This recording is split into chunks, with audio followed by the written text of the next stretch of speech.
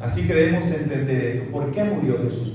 Otra razón importante, que quizás no mencionamos mucho anoche, pero sí en la semana hemos hablado de eso. ¿Por qué murió Jesús? ¿Recuerdan ese texto que les mencioné de San Juan 8:44? Vamos a leer ese texto. San Juan 8:44. Texto que seguro usted ha leído o lo ha escuchado, lo conoce. Dice San Juan 8:44. Aquí está Jesús hablando con los religiosos de esa época y le dice: vosotros sois de vuestro padre el diablo, y los deseos de vuestro padre queréis hacer. ¿Y cuáles son los deseos del diablo?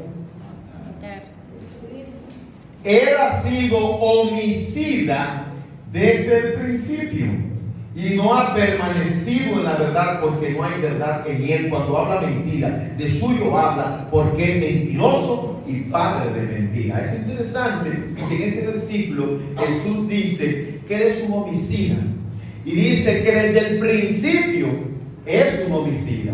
Ahora la pregunta es: ¿a quién mató el diablo en el principio?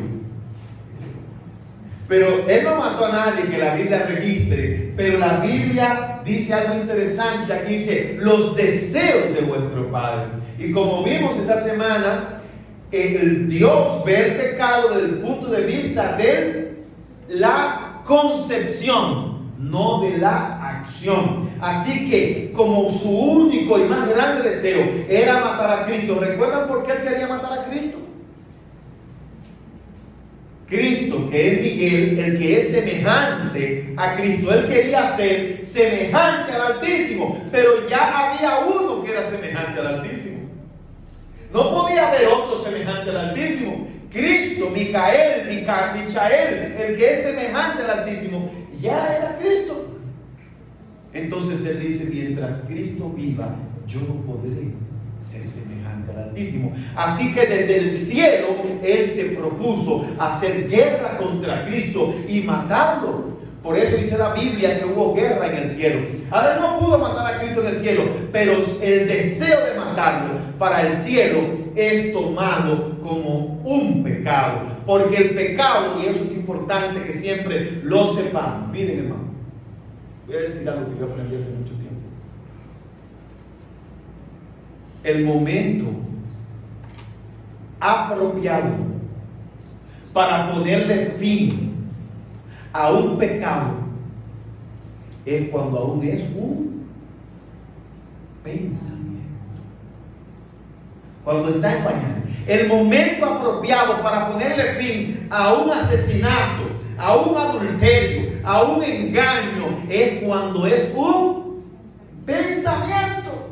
Nosotros estamos equivocados pensando que el pecado es hacer la cosa, y eso debemos tenerlo claro. Lo aprendimos esta semana en la palabra de Dios. Dios no ve el pecado como lo vemos nosotros. Nosotros lo vemos desde el punto de vista de la acción. Dios no, sino de la concepción.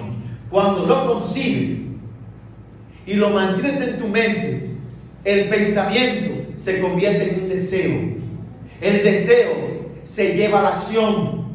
De la acción repetida se forman los hábitos, y el hábito forma el carácter. Por eso el momento apropiado para ponerle fin a una acción pecaminosa es cuando llega aquí al pensamiento. ¿Entendemos eso, hermano? Cuando llega aquí. Por eso dice ese pensamiento, la mente ociosa la hierba del diablo. Por eso hay que mantener, yo le digo a mis hijos: ocupen su mente en cosas buenas. Quiero lo que dice la Biblia, el libro de Santiago. Libro de Santiago, si mal no recuerdo, capítulo 1. Santiago, escrito después de Hebreos. Fíjense cómo dice. Capítulo 1, versículo 13. Cuando alguno es tentado, no diga que es tentado de parte de Dios, porque Dios no puede ser tentado por el mal, ni Él tienta a nadie, sino, presta atención a este versículo, que cada uno es tentado cuando de su propia concupiscencia es atraído y seducido.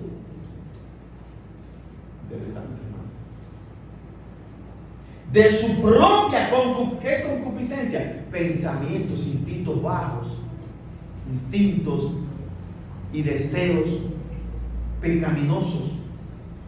Note lo que dice el texto: cada uno es tentado cuando de su propia concupiscencia es atraído y seducido. La materia prima para el pecado, ¿sabe dónde está? Aquí. Usted mismo la pone, usted mismo deja que entre, usted mismo la busca. Todo lo que ponemos allí es lo que nos lleva a acciones pecaminosas. Y la Biblia es clara al decirla, y dice más: entonces la concupiscencia